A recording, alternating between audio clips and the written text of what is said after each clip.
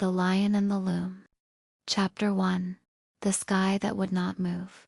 There was a time before the dreaming, before the first thread twisted in the mind of a child, before the clocks sighed and stopped, before the stars remembered how to wander.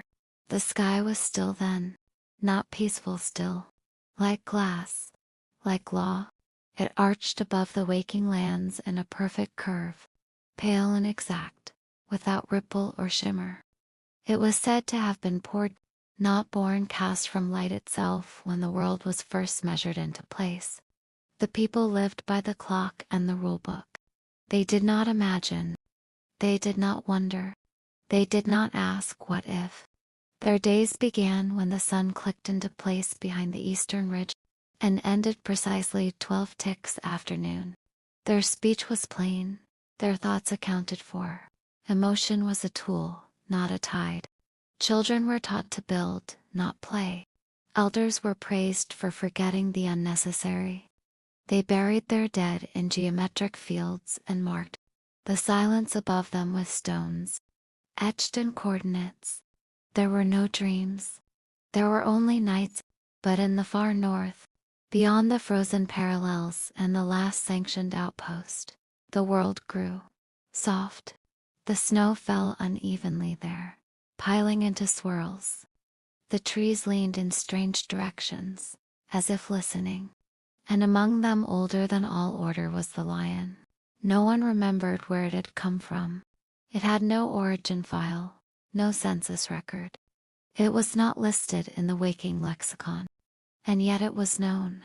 It was enormous, golden, unblinking. Its mane shimmered like cracked wheat in the wind. Its breath moved like story. It watches the borderlands, whispered the scavengers, between waking and whatever came before. But no one went to the lion, except the child whose name had not yet found them, was born beneath the unmoving sky, but carried a slant in their gaze, a shimmer, a softness, a subtle way of seeing that made the elders frown and the teachers stutter. They found spirals and puddles. They heard humming in the wind. They sometimes spoke backwards when no one was looking. The child was afraid of forgetting, though they didn't know what they feared losing. They wandered into the Northwood on a gray morning, barefoot and unaccounted for, drawn by something they did not yet have the word to name. That's where they met the lion. It did not speak, not in the way of mouths, but it looked at them, and they knew that something had been lost, long before it had ever been found. That night, for the first time in recorded time, the stars moved, just slightly, a shimmer, a breath, a twitch in the corner of the sky. The clocks ticked a fraction slower. Some people gasped, some wept, some pretended not to notice. But in the north, the lion stood, and the child, curled at its paws, dreamed. And for the first time in the world's long silence, a thread began to turn. The Lion and the Loom. Chapter 2. The Place Without a Name. The child did not return home. Not fully. Not in the way they were expected to. Their body reappeared on the scans. Their footsteps were logged. They answered questions with acceptable words. But something had unraveled behind their eyes, and something new had begun to spiral in its place. Each dusk, when the outer lights dimmed and the rest units clicked into sequence, the child slipped beyond the sanctioned grid lines and wandered north. They walked beneath an indifferent sky. They crossed the hush of the tree line and found the clearing, where the lion waited, unmoving, unmoved, and yet somehow impossibly alive. They never spoke aloud. Speech felt brittle in that place, but the silence between them had shaped. The lion's gaze wrapped around the child, like a memory one the world had tried to forget. For 12 nights they met. The child brought pebbles with spirals etched into them. The lion brought nothing, but every time it exhaled, the wind seemed to form a pattern in the grass. Circles within circles. Unnamed glyphs. The child followed them with trembling fingers. One night the lion blinked. Just once. And in that blink, the sky above the clearing cracked. Not visibly, not yet. But the child felt it. A loosening, a question. A breath where once there had only been command. Why do I feel like I've been here before? The child whispered inside themselves. Why do I miss something I've never known? The lion stood and turned toward the farthest edge of the woods. The child followed. They came to a clearing where the air shimmered, even though no heat moved. The ground was soft, as if it remembered being touched. At the center of this place stood a stone, ancient, cracked, wrapped in moss and silence, and tied around the stone, impossibly fine, was a single thread. It pulsed faintly. Alive, unseen by anyone who had forgotten how to see. The lion bowed its head to the stone. And the child, as if moved by instinct older than body, placed one hand upon the thread. It shivered. And so did the world. Elsewhere, far away, someone dropped a cup and did not know why. A teacher forgot the lesson plan. A dog howled without reason. A maintenance algorithm collapsed into poetry. The world did not notice, but the dreaming had begun. Chapter 3. The Mouth Beneath Silence. By the 13th night, the clearing no longer felt still. It pulsed gently, almost imperceptibly, with something that had no name in the waking tongue. The thread around the old stone flickered, dim as a candle in a well. The child sat beside the lion, knees drawn to chest, palms pressed to the damp earth. They no longer brought questions. They brought listening. The lion began to speak, not with words, as the waking world had no alphabet wide enough, but with memory, scent, symbol, and silence. The first story. The lion raised one paw and drew a spiral in the dirt. The child recognized it immediately, even though they did not know from where. The shape felt older than the world, like it had always been beneath the floorboards of their mind. Then the lion pressed its nose into the center of the spiral, and the world fell inward. The forest dissolved, or perhaps it bloomed into something larger, wilder, more luminous. The air thickened with gold. Voices hummed at the edge of hearing. Trees bent toward unseen winds. They stood at the edge of a vast, circular chamber, roofed by a mirror that showed not reflection, but remembrance. In the center of the chamber spun a great loom, even though it had no weaver. Threads hung from the sky like rain. Each one hummed with story, not fact, but meaning. The child turned to the lion, wide-eyed, and from somewhere beneath the lion's silence came the first shape of understanding. Before the dreaming, there was the loom. Before order, there was pattern. The world was not made of matter, but of memory. The child stepped toward the loom and the room flickered. Just before it vanished, they saw their own reflection on the mirrored ceiling. But it wasn't them. Not quite. They snapped back into the clearing. The spiral was gone, but the taste of it remained on their tongue. Ash, honey, sky. The lion turned its great head and looked east. Far beyond the forest, something had begun to fall out of place. The waking world was cracking at the seams. But here, in the borderlands, a child had glimpsed the old lore, and the lion, once only a watcher, had spoken. That night, the child did not sleep, but they dreamed anyway. The Lion and the Loom. Chapter 4. The Weaver Who Was Not Born. On the 14th night, the wind changed. It carried weight, not air, but memory, heavy as rain that never fell. The lion rose without a sound and began to walk, but not toward the stone or the spiral, but deeper into the woods, into the parts that bent the air and thickened thought. The child followed without fear. They passed trees that bent in bowing arcs, roots that moved when not looked at, stones etched in languages that never had a mouth. The lion stopped at a hollow in the earth, a natural bowl ringed by whispering ferns. The sky above was thinner here, almost worn. The lion stepped into the center, lowered its head and breathed once. A ripple moved through the ground. Then it began to speak. The second story. Before waking, before sleep, before the dreaming, there was the weaver. The lion closed its eyes, and the ground opened, not physically, but within. The child saw not with eyes, but with knowing. A figure moved through shadow and thread. Neither man nor woman, neither beast nor god. A shimmer, a shape, a rhythm woven into light. The weaver was not born. It rose when the world first asked why. Where there was chaos, the weaver did not make order, but pattern. Echoes, recurrence, rhythm. It did not speak, it sang. Each note spun a thread. Each thread became a strand of the loom. And from that loom, the world unfolded. But the weaver was not alone. From the edges of unpatterned silence came the forgetting. A force with no face, no name, only hunger. It whispered, unweave.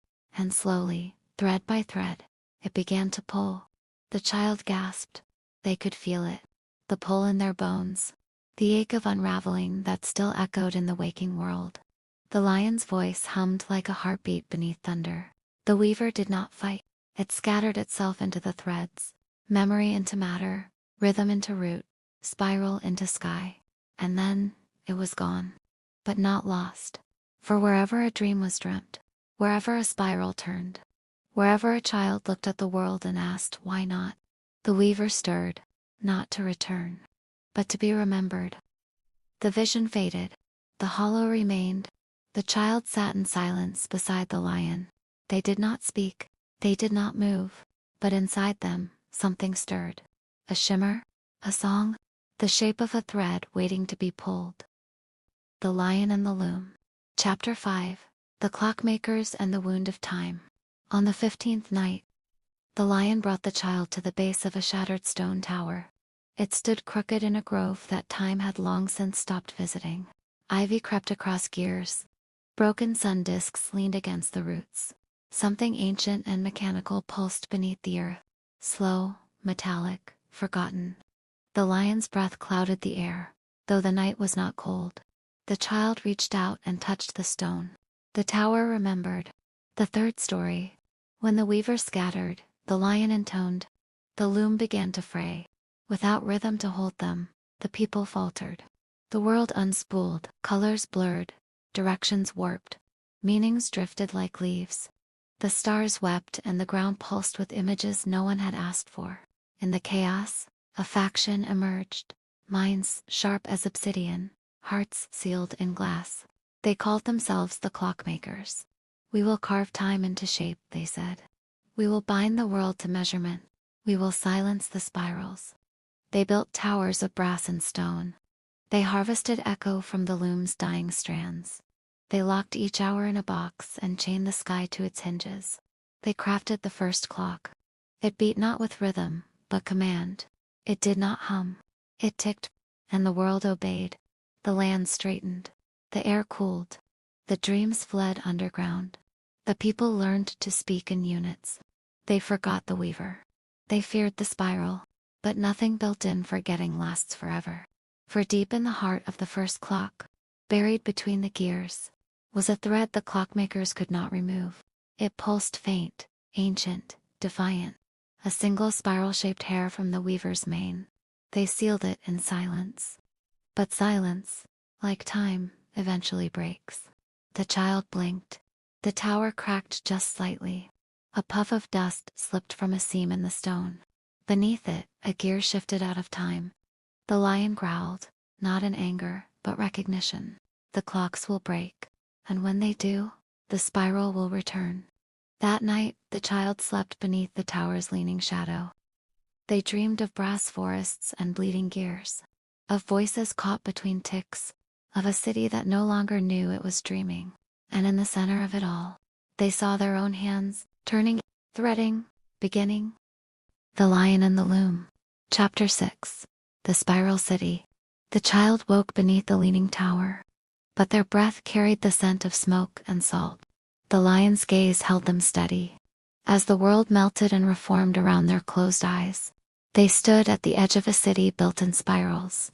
Not on grids or straight lines, but in swirling pathways that curled like fingers of smoke. The air was thick with song. a humming pulse woven into the stone, echoing the weaver's forgotten rhythm.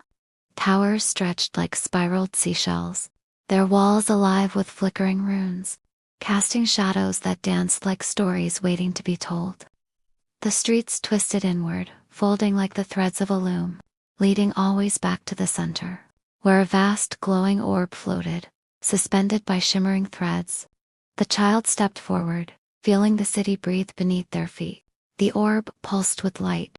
It was the heart of the spiral, the source of all stories, all memory, all dreaming. But the city was fractured. Cracks of silence ran like scars through the glowing stone. Fragments of the clockmaker's order had reached here too. Steel gates clamped tight across alleys, voices trapped behind walls of ticking glass.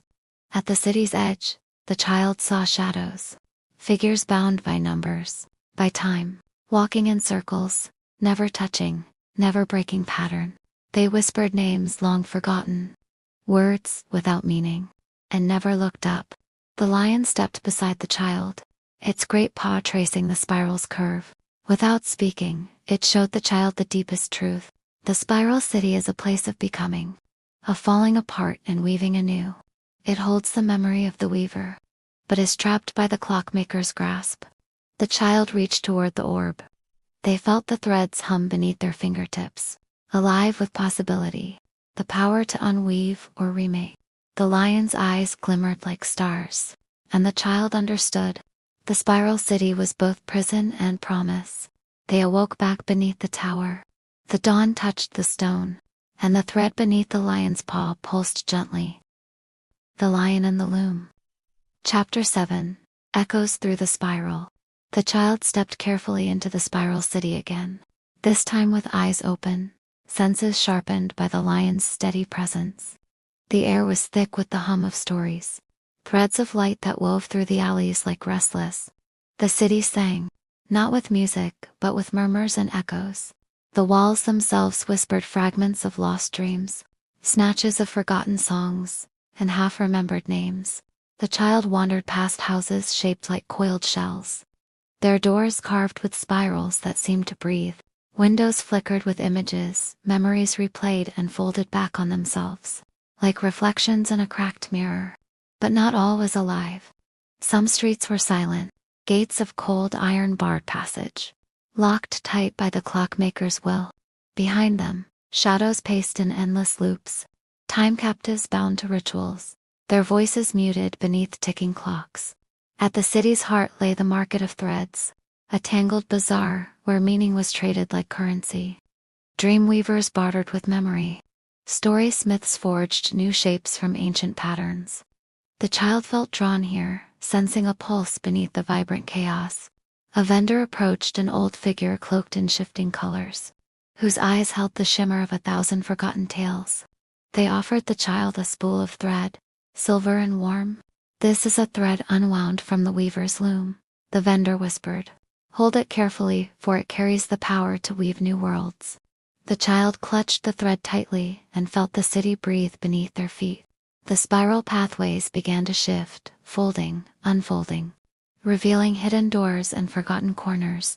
One led to a tower of mirrors, where the child glimpsed reflections of themselves not yet born, faces wrapped in light and shadow, names whispered like a prayer.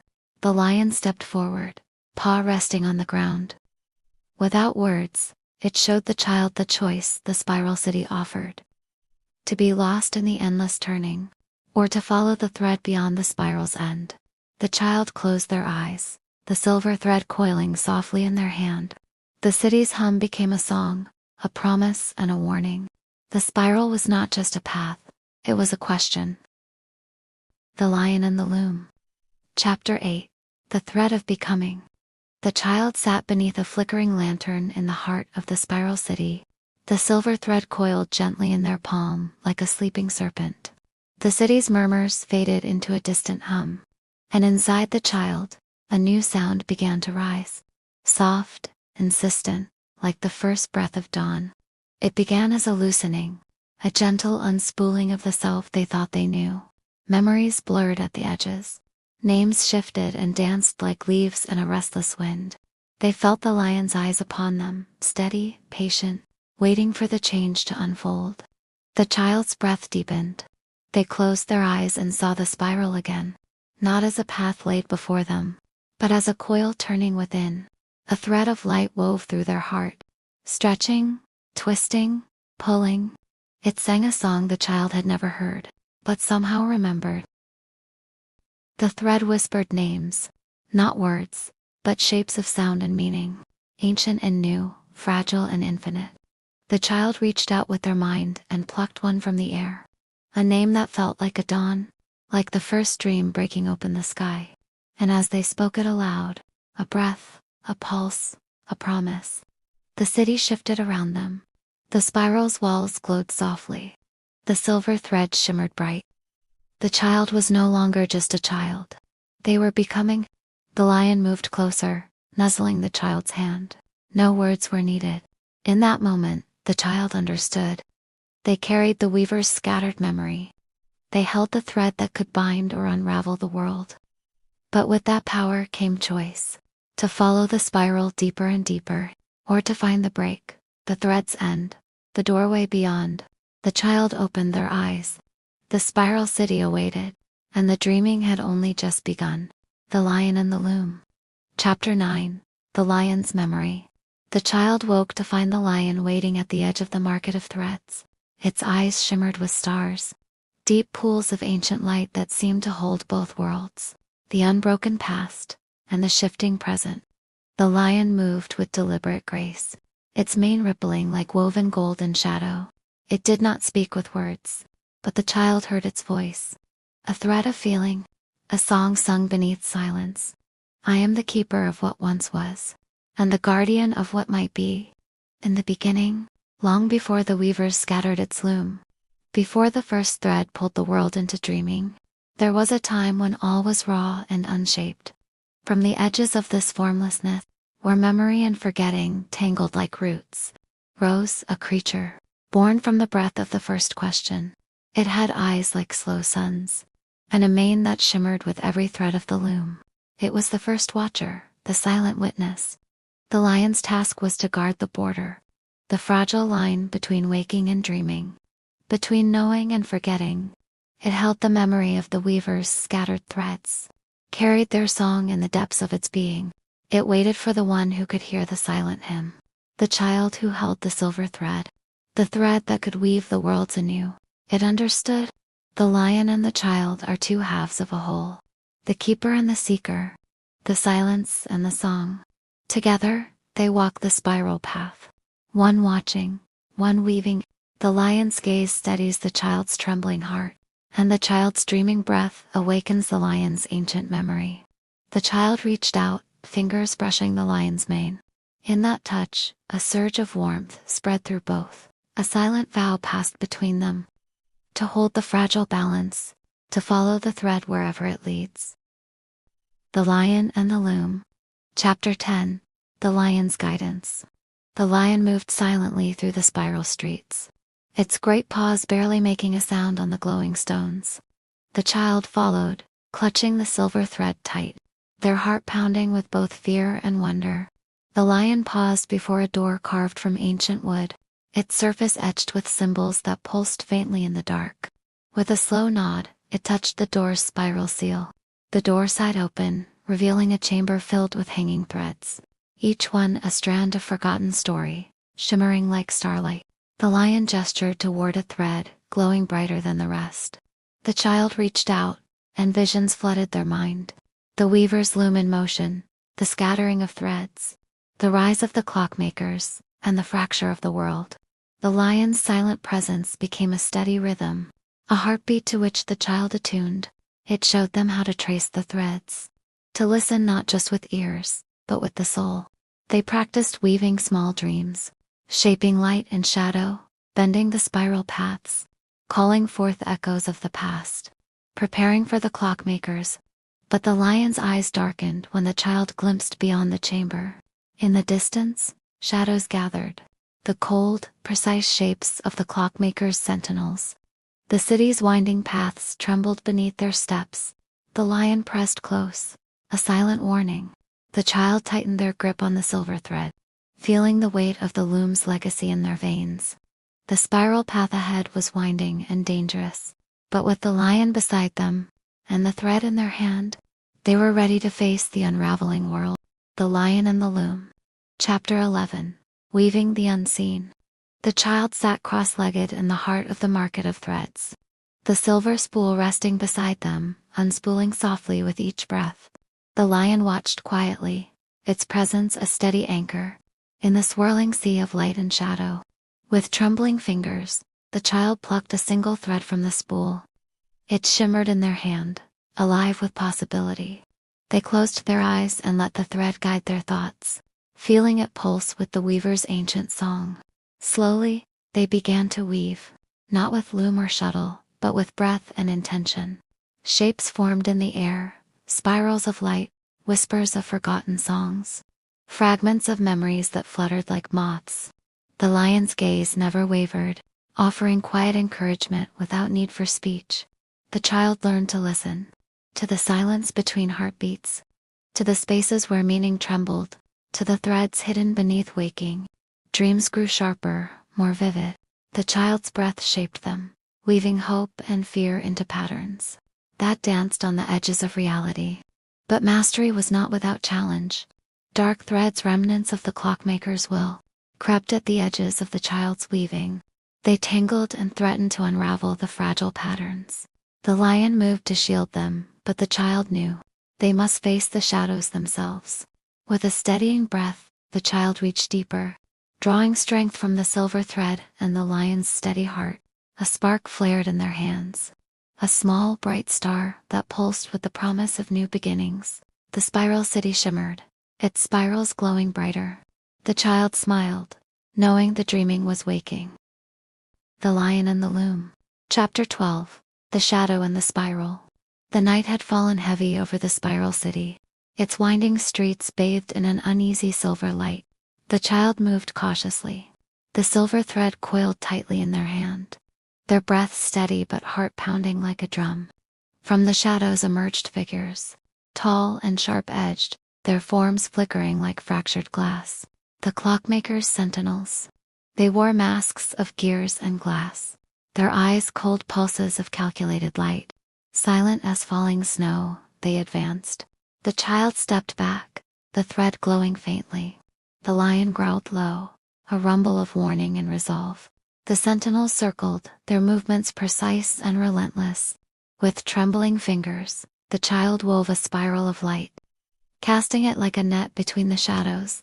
The light shimmered and pulsed, pushing the sentinels back with threads of ancient song. But the shadows were patient. They split and multiplied, seeping through cracks in the spiral, seeking the heart where order could be restored. The child's hands shook but did not falter. Drawing deep from the thread's warmth, they wove faster, a tapestry of dreams and memory, binding light to shadow, hope to fear. A burst of silver fire flared, and the sentinels recoiled, their forms fracturing and fading. Silence fell again, thick and trembling. The child stood alone in the winding street, breath ragged, thread glowing softly in their palm.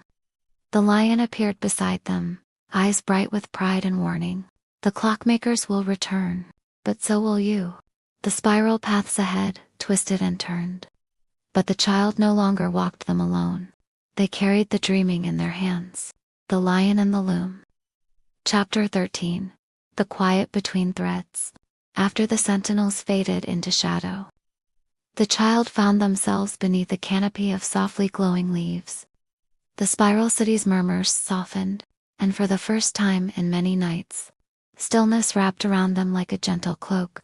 The silver thread lay coiled in the child's lap, warm and pulsing with quiet strength. They closed their eyes and let the lion's steady presence settle beside them, a silent rhythm syncing with their own heartbeat. In the hush, a voice stirred, not spoken, but felt. It was the weaver's song, ancient and infinite, woven through the thread, the city, the lion, and the child's own soul. I am the pattern beneath the chaos, the memory in the forgetting, the thread that ties beginning to end. The child saw visions, the loom unfolding in endless spirals, each thread a story, a choice, a life. They saw themselves, not just a child wandering a city of spirals, but a strand in the great weaving, a spark of light in the gathering dreaming. With the lion's gaze upon them, the child reached inward and found a name, not just a word, but a pulse, a promise, a shape of light, a name that felt like home. As dawn brushed the city with soft gold, the child rose, silver thread in hand, heart steady, spirit kindling. They were no longer simply a wanderer. They were a weaver in becoming. The Lion and the Loom. Chapter 14. Becoming and Reckoning.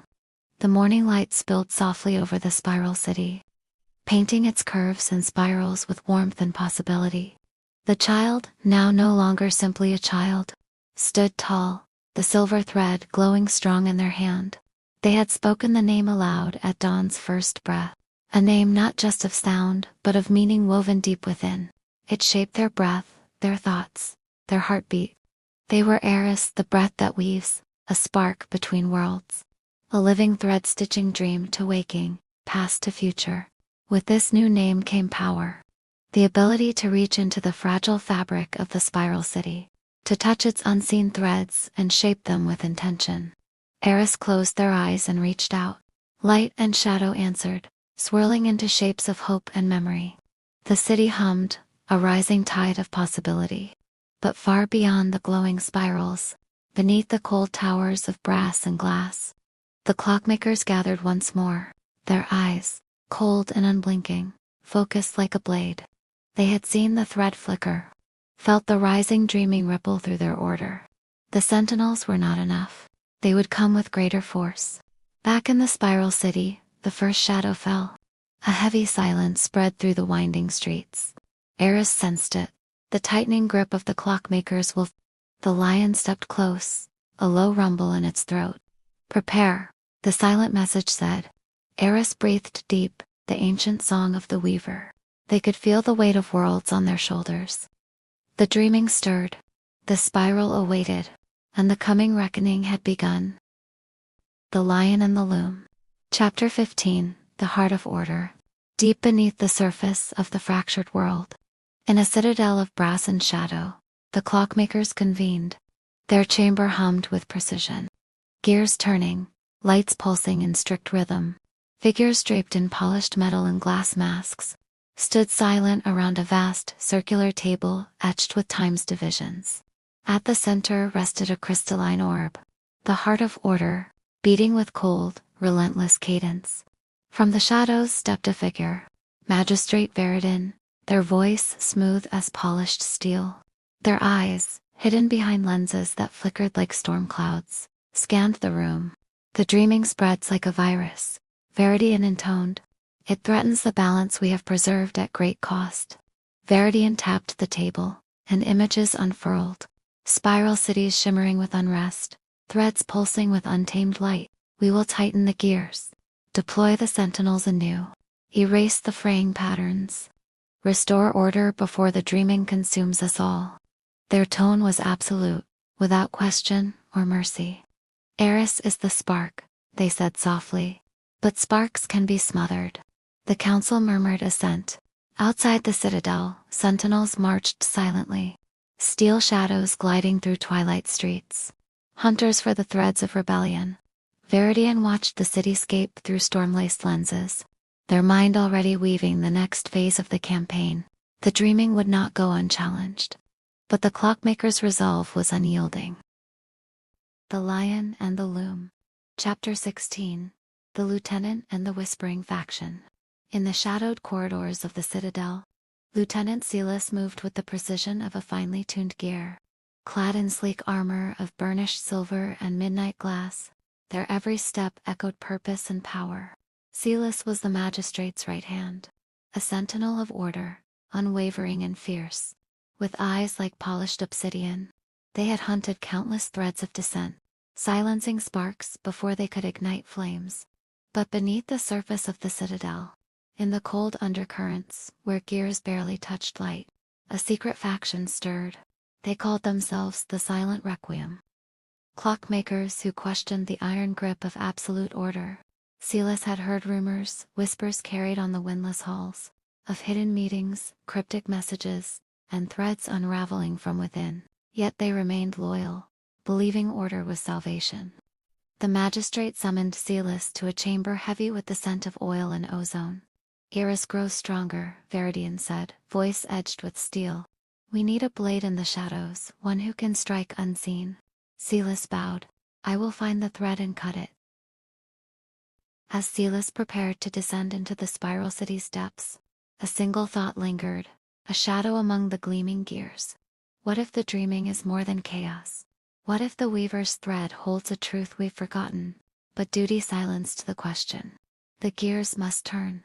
The order must hold. The Lion and the Loom. Chapter 17. The Blade in the Spiral.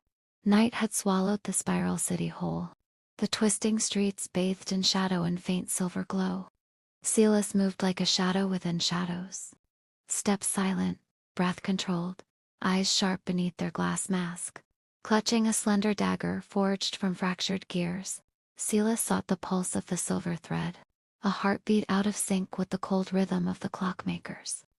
The city seemed to shift and breathe beneath their feet, spirals curling and uncurling like living things.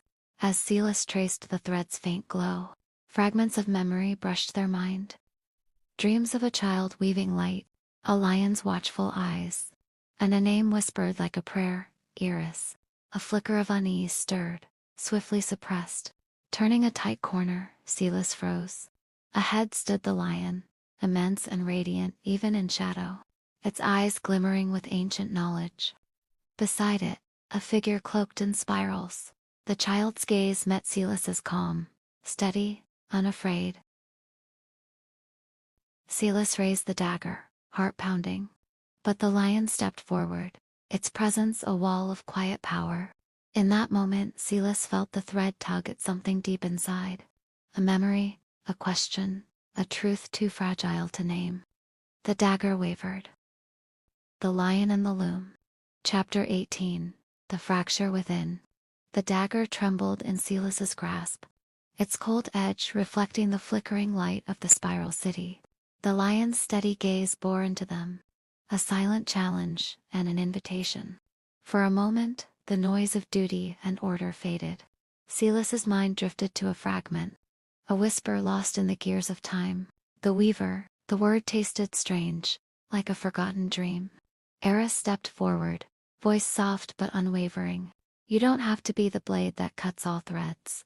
There is strength in weaving, in holding the fragile patterns together." Celis's breath caught. The city held its breath.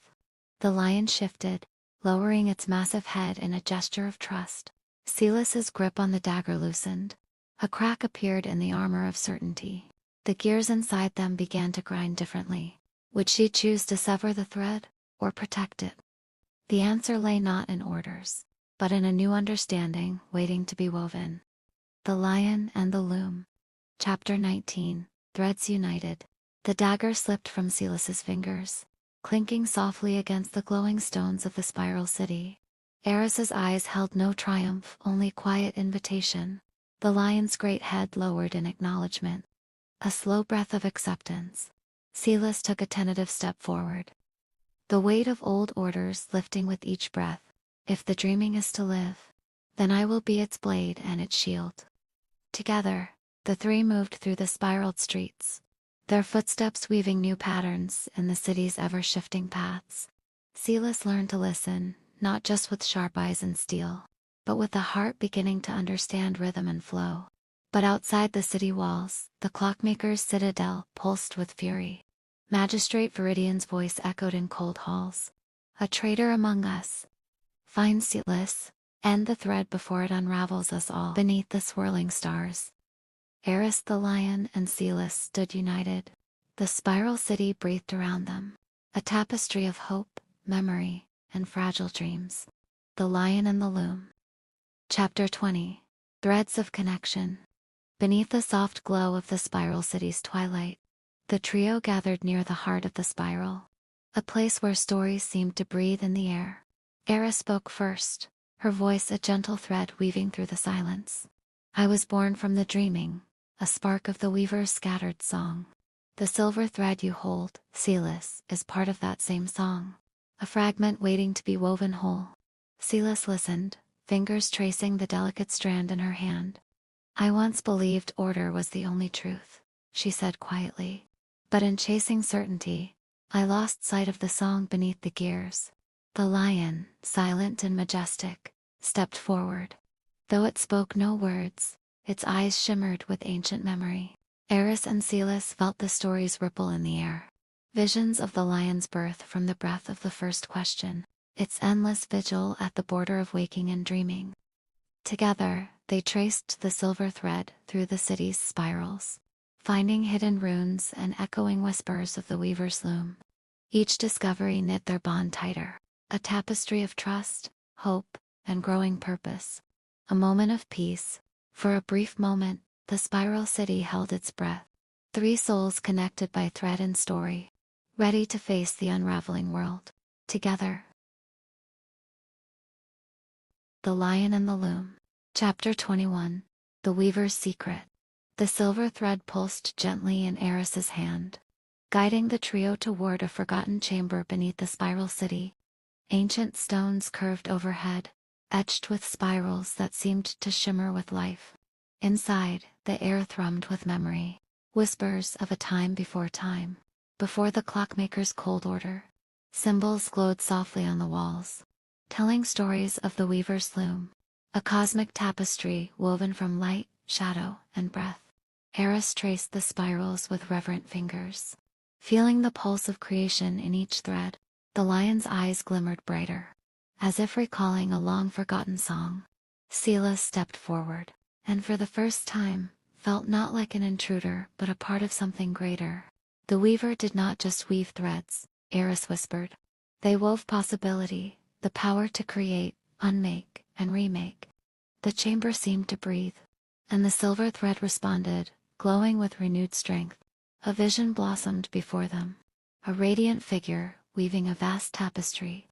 Threads spinning from their fingertips, binding worlds and dreams in an eternal dance. This is why the dreaming matters, Eris said. It's not chaos, it's the source of all becoming. The trio understood their task anew. To protect this legacy from the clockmaker's cold grip, to nurture the fragile balance between order and dream. With the weaver's secret burning in their hearts, they stepped back into the spiral city, ready to weave the future together. The Lion and the Loom. Chapter 22. The Loomstone and the Keeper. Returning from the Chamber of Echoes, the silver thread led the trio to a hidden alcove beneath the spiraled streets. Nestled within a bed of woven light lay an artifact. The Loomstone, a gem pulsing softly with the weaver's heartbeat. The stone shimmered with shifting colors, like threads of dawn and dusk, interlacing endlessly. Eris reached out, feeling warmth ripple through their fingers. This is the weaver's heart made manifest, she breathed. A key to weave the impossible.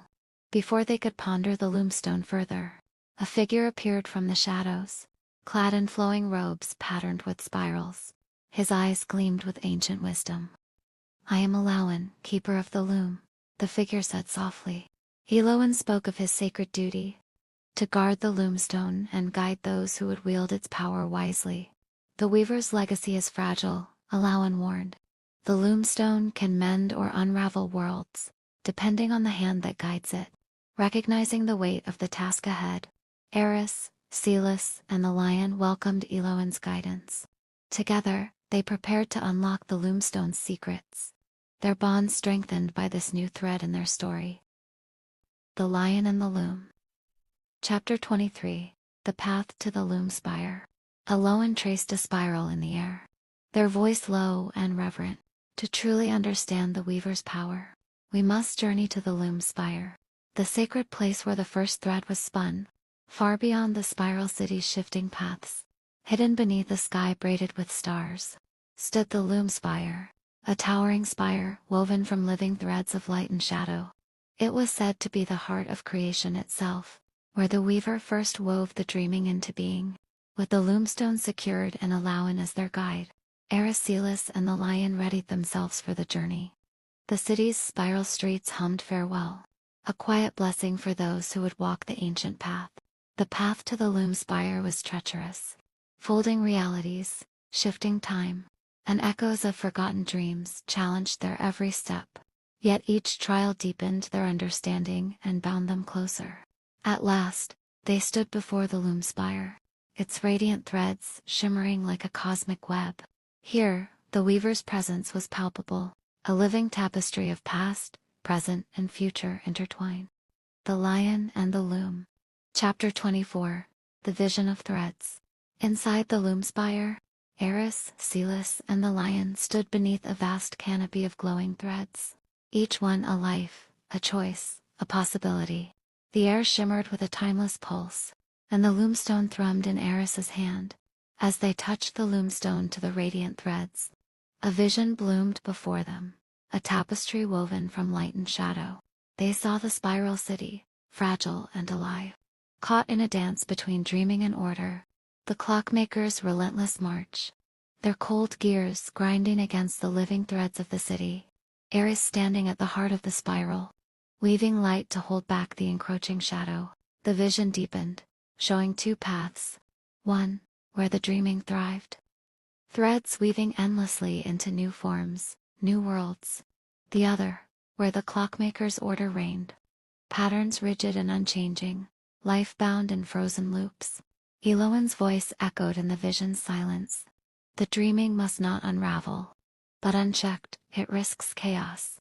Order must not choke the light, but without it, the web unravels.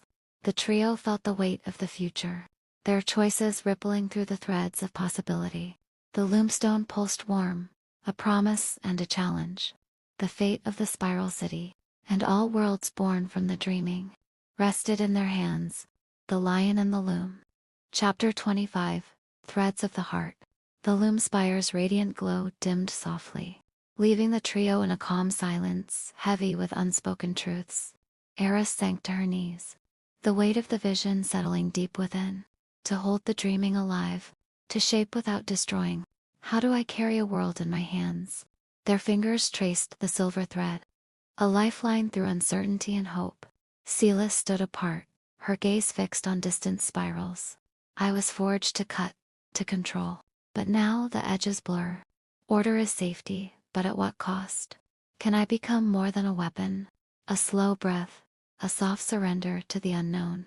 The lion settled beside them, its eyes reflecting stars and storms, a presence ancient and steady. Without words, it offered strength, a reminder that even the oldest watchers must adapt, though their hearts carried different shadows. The trio found unity in the loomstone's quiet pulse. The path ahead was uncertain, woven with risk and possibility, but together they would face the unraveling, and weave a future from the threads of courage and trust. The Lion and the Loom. Chapter 26. Quiet before the storm. The spiral city's twilight wrapped the trio in a gentle hush, the winding streets glowing softly with ancient light. Beneath the boughs of the threaded grove, they gathered, not as warrior, guardian, and guide, but simply as souls, seeking solace and understanding. Eris spoke first, her voice calm and open. Before the dreaming, before the threads, I was just a child lost in the spiral, searching for meaning in the silence. Celis nodded slowly, her usual armor of certainty softened. I was raised in the Citadel's cold halls, taught to trust only the gears and laws. But meeting you both has unraveled more than just threads. The lion settled close, a silent guardian, its steady breath a balm to frayed nerves, a reminder of ancient strength woven through vulnerability.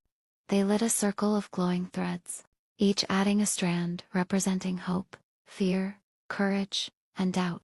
Together, they wove the strands into a delicate braid, a symbol of their emerging bond. In the quiet between heartbeats, Eris, Celis, and the lion shared a silent vow to face whatever unraveling came next, not as lone threads torn apart, but as a woven tapestry, stronger together. The spiral city's spirals curled tighter here, veiling narrow alleys and secret doorways beneath layers of mist and shadow. They moved with quiet purpose, in unity, following whispered paths known only to those who listened closely. They arrived at the secret quarter, a place woven between worlds, where outcasts, dreamers, and forgotten beings gathered. Lanterns glowed with soft hues, and strange melodies drifted through the air like tendrils of smoke. From the shadows emerged the echo weavers, keepers of lost stories and forgotten dreams. Their eyes shimmered like fragments of broken mirrors, reflecting both past and possible futures. A fragile alliance, the echo weavers listened as Eris spoke of the loomstone, the rising thread of the clockmakers, and the fragile balance between dreaming and order. After moments heavy with silence, the leader stepped forward.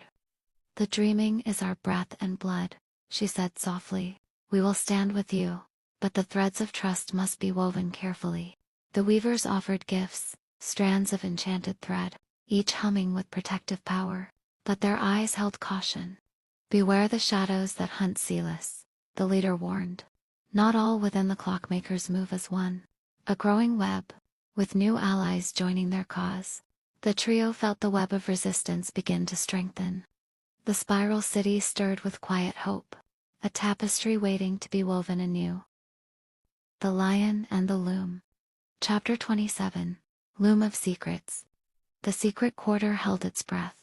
Around Eris, Celis, and the lion, the echo weavers moved like living shadows, spinning unseen threads through the air, threads of memory, protection, and fate. By moon thread light, the weavers revealed their loom, an ancient, shimmering device that responded to thought and song. Each thread they spun was a memory rescued from the brink of forgetting. "We do not fight as others do," the matriarch said. "We unravel what has been concealed. We remember what order seeks to erase." They spun 3 cloaks, one for each traveler, woven from memory and dream, each imbued with a unique gift. Eris's cloak whispered of forgotten names and opened hidden doors. Celis's cloak dulled the weight of guilt and shimmered with adaptive camouflage. The lion's cloak bore no color, but when unfurled, silenced all illusions. That night, one of the weavers took Eris aside and spoke softly. "You must know this. Not all clockmakers follow their prime." In the winding tunnels beneath the spiral city, a small faction within the clockmakers had begun to question the rigidity of their purpose. Among them was a name Velian, a former architect of the inner mechanism, now vanished. Possibly watching, possibly waiting. At dawn, Eris, Celis, and the lion stood on the threshold of departure. Their cloaks rippled with stored power. The loomstone pulsed steadily beneath Eris's hand. A new map, given by the weavers, shifted and shimmered in response to their thoughts. The weavers offered a final blessing. Thread by thread, the dreaming returns. But beware. The clockmakers now move toward a convergence, one that may end the spiral altogether. The Lion and the Loom. Chapter 28. Convergence Paths. That night Eris dreamed. But this was no ordinary dream. She stood in a vast chamber of copper and obsidian, surrounded by humming gear, trees, and suspended time globes. There Velian worked, hands delicate, eyes haunted. He whispered to a phantom loom, unspooling not time, but possibility. "They do not understand," he murmured to no one. "The spiral is not meant to close. Its purpose is movement, not control." Then he looked up, straight at Eris. "Find me before they do. The weaver's legacy runs through you now, and the convergence is already turning." A soft shudder of reality, and Eris woke, breathless, the image seared within. Guided by the weaver's shifting map, the trio journeyed beneath the spiral city into its oldest strata. The cradle vaults where abandoned mechanisms still breathed. The lion sniffed the air like memory had a scent. Celis moved with purpose, once an enemy of the rogue clockmaker, now possibly his only hope. They passed glyphs etched in mirror steel, signs that only Velian would use, recursive spirals, broken clock hands. And then, a voice from the shadows. "You are late." Velian emerged, older, wearied, draped in a cloak that shimmered like evaporating logic. He looked first at Eris, then Celis. The dreaming must awaken, or all will turn to silence. Far above, in the obsidian spire, the prime clockmaker watched the spirals tighten through the eye of regulation. Her hands moved without pause, adjusting dials, erasing divergences. Around her stood the other architects, silent and obedient. The dreaming has become infection, she said. Emotion breeds chaos. Chaos unravels pattern. The spiral must be sealed. Behind her, a diagram pulsed. The convergence engine, a towering mechanism designed to seal the dreaming permanently, collapse divergent timelines, and convert all memory into code. She turned to her second in command. Begin phase 0. The child, the traitor, and the beast must not reach the loom. The Lion and the Loom. Chapter 29. Threads of Rebellion. They followed Valian into a forgotten atrium, humming faintly with residual dream energy. A place outside the clockmaker's surveillance web. There, he revealed a fractured diagram, glowing softly. The original Loom core, not a machine of suppression but one of synthesis. The spiral wasn't built to control the dreaming, Valian explained. It was built to hold it, nurture it. We twisted its purpose. But deep in the center, the ancient Loom still spins truth. He turned to Eris. You are a descendant of the first dreamers. The weaver's threads recognize you, and through you, the dreaming can be reawakened. Then he placed a broken dial into her palm. The key of unbinding, once his greatest act of rebellion. But not all was steady. That night, tensions flickered between them. Seela stood apart, haunted by the echo of commands once obeyed. How many lives did I help erase? She asked the lion quietly, and now I wear a cloak of dreams, like it changes what I've done. The lion did not answer, only stepped closer, pressing its great head against Silas's chest in silent absolution. And Eris, seated with Valian, whispered, "What if I fail? What if I wake it wrong?" Valian's eyes were tired, but firm. "Then we fall asleep forever. But I've seen what you carry. The weaver never would have chosen you if you weren't the thread we needed." By the next morning, their course was clear. They would infiltrate the Loom core itself. Buried beneath the central spiral, where time folds and memory rewrites itself. Their mission to reach the heart spindle, to activate the true Loom, and release the sealed dreaming. But the convergence engine would already be online, and the prime clockmaker would sense their approach. Valian handed each of them a final thread, a memory token. If you fall, this will carry the last echo of who you were. They stood once more at the edge of the spiral's final gate. 3 cloaked figures and a silent lion, no longer bound by origin or role, but by choice, by courage, by thread. The Lion and the Loom. Chapter 30. The Threshold of Echoes. Before they reached the Loom core, the spiral city itself responded. The air grew still, light bent, and one by one, they were drawn inward, into a mirrored pocket of dream space, known in ancient lore as the Threshold of Echoes, a place between waking and woven, where the spiral tested not the body, but the heart. Ares found themselves alone in a garden made of memory. Here bloomed their earliest laughter, the scent of someone they lost, a lullaby once sung to silence the dark. From the shadows came a voice, their voice, but older. Are you ready to lose who you've been? To become who the dreaming needs? They knelt beside a flower shaped like the weaver's thread. It pulsed softly in their palm, and did not burn. Seela stood in a corridor of doors, each labeled with names she erased. The hallway stretched endlessly, a monument to their service. At the far end, a child stood holding a shattered gear. Will you rebuild what you helped destroy? The child asked. Seela did not speak, she only knelt, placing the gear to her chest. It embedded there, glowing faintly, no longer a weapon, but a wound transformed. Valian wandered through a tangle of spiraling staircases, each leading back to a moment of decision. He chose silence every time. But now, one stair pulsed differently, woven from thread, not steel. At the top stood the weaver, not a person, but a pattern. Infinite, patient, warm. You were the first to betray me, it whispered. Will you be the first to forgive yourself? Valian wept, and for the first time in decades, he took a new step forward. Even the lion was tested. It stood in a desert of white sand, and from the sky fell masks of every beast it had ever been: guardian, predator, guide, and weapon. Then a cub emerged, not of flesh, but light, and nuzzled its paw. You do not need to carry every story, it seemed to say, only the one that roars from truth. The lion lay down. For a moment, it was just a creature. Then it arose whole. They awakened, together, in the chamber before the Loom core gate, changed.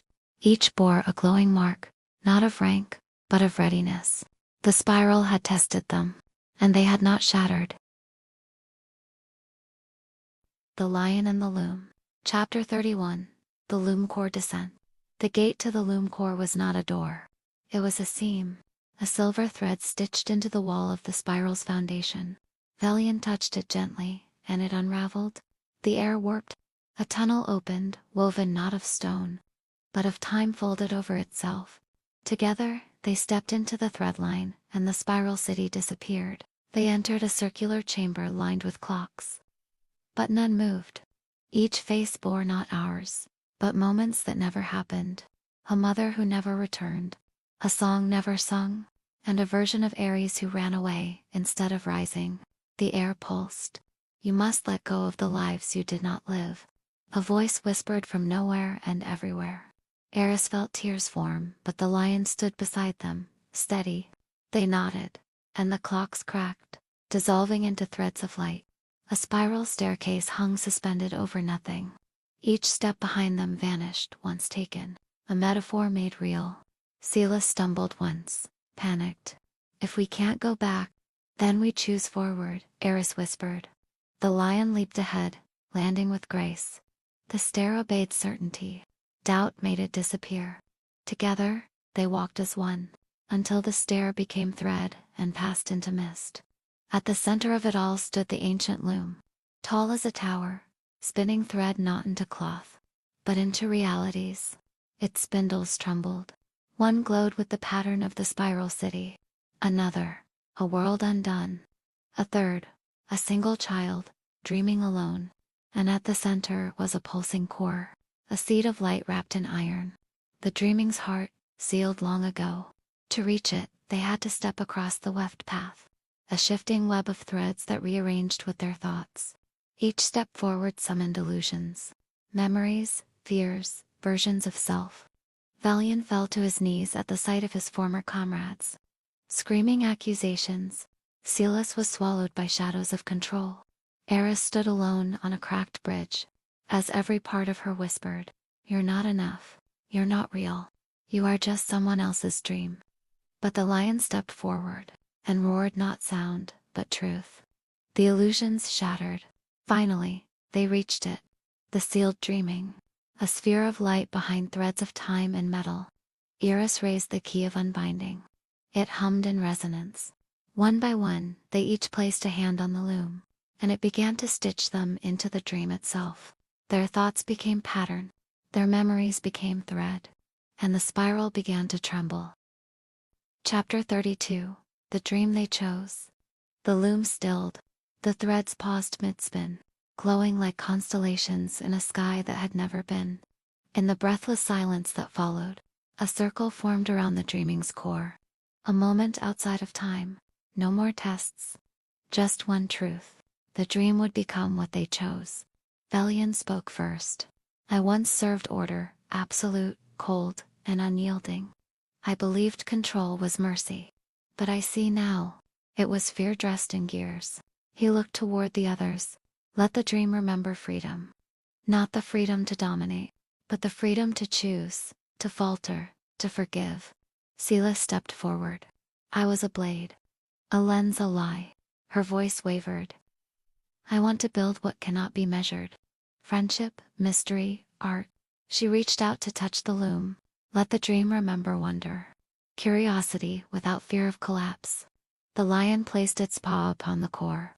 Its voice was not sound, but a golden hum that echoed in their bones. "Let the dream remember instinct. The truth that roars before language. The wisdom of fur and fang, not to harm, but to protect what is sacred." The loom responded with a low pulse, ancient, approving. Eris closed her eyes. They saw every thread they'd carried, every life that might have been, every path they didn't walk. And then she saw the child they once were, sleeping beneath the broken sky, waiting. Let the dream remember gentleness, she whispered, not as weakness, but as the seed of stars. She reached into the dreaming and offered their name, not the one given, the one she chose. The core began to bloom. Light spun outward in sacred spirals, their shared choices wove together into a pattern not of dominance, but of balance, of wildness, forgiveness, beauty, wonder. The dreaming began to wake. The Lion and the Loom. Chapter 33, The Threshold. There was no sound, only light, only silence, only the slow dissolution of all that had been. The spiral city, the loom core, the gears of the clockmakers, all suspended like motes of dust in amber. Time bent inward. Thoughts no longer moved in lines. Memory softened into symbol. They floated in the in-between, not asleep, not awake, but becoming. They saw the remnants of the old dream, the towers of control built from fear, the mechanisms that measured every joy, and the silence of wonder crushed beneath order. They saw also the glimmerings of the new, a child offering a flower to a shadow, music blooming from forgotten walls, and clocks turned to gardens. The lion lay beside Iris, his head resting on her shoulder. Celis drifted nearby, curled like a leaf on a tide. Velian stared upward, watching galaxies thread themselves together, not as maps, but as poems. No one spoke. There was no need. Here, even breath was part of the story. A presence moved through them, vast and gentle. Not the weaver, not the dream, but the threshold itself. It asked no questions. It demanded no answers, only this. Will you carry it forward? Not power, not perfection, but the seed of what they had made. A dream born from choice, from brokenness, from love. They each whispered yes, not in words, but in the way light bends to dawn. And so the silence ended. Not with noise, but with music, soft at first, then rising, a symphony without conductor, without center, without end. The threshold opened, and the new world began to breathe. The Lion and the Loom. Chapter 34. As threads unravel, new ones begin. The spiral city exhaled. Stone softened. Iron walls became wild gardens. Clock towers unraveled into flowering spirals of sound and shadow. Children woke from long mechanical sleeps, and danced among gears now turned to vines. Elders looked to the sky and saw, not a schedule, but a sky that changed. The dreaming had returned, not to erase the past, but to reweave it with feeling, wonder, breath. And so, the spiral stirred, not as a city of control, but as a living myth. Deep beneath the loom core, in the last chamber untouched by the dream, the prime clockmaker stood alone. The machine code of her mind flickered. Precision gave way to questions. This is not according to the design. She reached for the central gear. It had melted into a mirror, and in its surface, she saw her child self, wide-eyed and hopeful. The moment she silenced her first dream to serve the system, and a lion's gaze, unflinching, eternal. She tried to speak a command, but the loom no longer obeyed. The dream had outgrown her. Then let me begin again. For the first time in centuries, the prime clockmaker wept, and her tears became seeds. Eris opened their eyes beneath the spiral sky. The lion sat beside her, fur golden eyes soft. Celis stirred nearby, a smile half-formed. It's real, Eris whispered. We chose, and it lived. Velian arrived last, carrying a single fragment of the old loom. It glowed faintly, not as control, but as memory. They stood in the heart of the reformed city, where vines met gears and dreams met dawn. They were no longer who they were. Eris was now a dream bearer. Celis, a guardian of paradox and play. Velian, a remaker of lore. The lion, ever silent, ever watching, became the sacred bridge between instinct and story.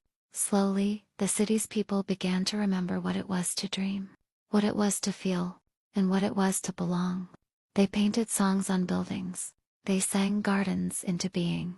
They wrote poems on the wind. And in every corner of the spiral, there echoed a new phrase. We are the dreaming ones.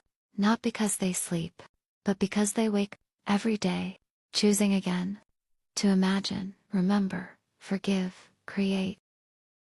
The Lion and the Loom. Chapter 35. The Dream That Remains. The wind moved gently through the spiral, not the cold, measured wind of regulation, but the warm hush of stories being born.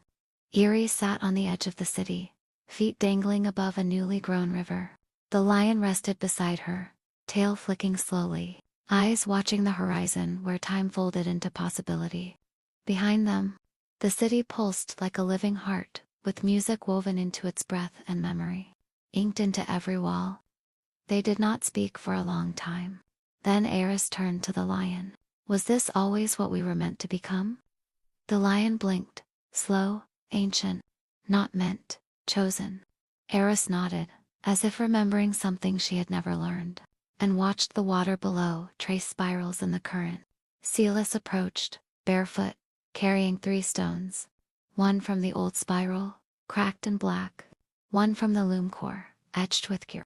One from the new gardens, green-veined and soft. She placed them together at the water's edge, not as monument, but as invitation. Velian arrived last, holding a ribbon of light. It had once been part of the prime loom. A strand of control now remade as song. Eris wove it into the stones. It sang. The lion rose. Its gaze moved across them, not as ruler, but as witness. Then it turned, and began to walk. Into the city, through the gate, into the world. Not vanishing, only continuing. The others followed, in silence. Each step a story. Each breath a beginning. They passed children building clocks that bloomed. They passed dancers painting spirals in the sky. They passed elders whispering dreams to seeds. And somewhere in the center of it all, beneath the bones of the old spiral, the dream pulsed, not as fantasy, but as truth. Not something escaped to, but something made again and again. With every choice, with every breath, they did not need to say goodbye to the old world. They had already begun the new one, and still, the dream remained. The end, or perhaps only the beginning. The Lion and the Loom. Epilogue. The Book of the Dreaming Ones. They say there is a book that writes itself, inked not in letters, but in lives. It does not sit on any shelf. It cannot be owned or held. It is written every time a heart remembers the truth of who it is. Every time a child chooses wonder over fear. Every time a maker creates without permission. Every time someone dares to dream, even when the world has told them not to. This book is not a prophecy. It is a remembering of what we were before forgetting, of what we might become again. The lion walks still, through cities, forests, ruins, skies, not to lead, but to listen, to carry the dream, to offer it softly to those ready to remember. You will not know the dreaming ones by their names. You will know them by their quiet eyes, their strange laughter, their way of pausing when the world moves too fast, their ability to see a doorway in the middle of a wall. You might be one of them already. You only need to ask. Not, is it real, but, what am I ready to dream into being? Then listen. The spiral will answer, and the dream will begin again.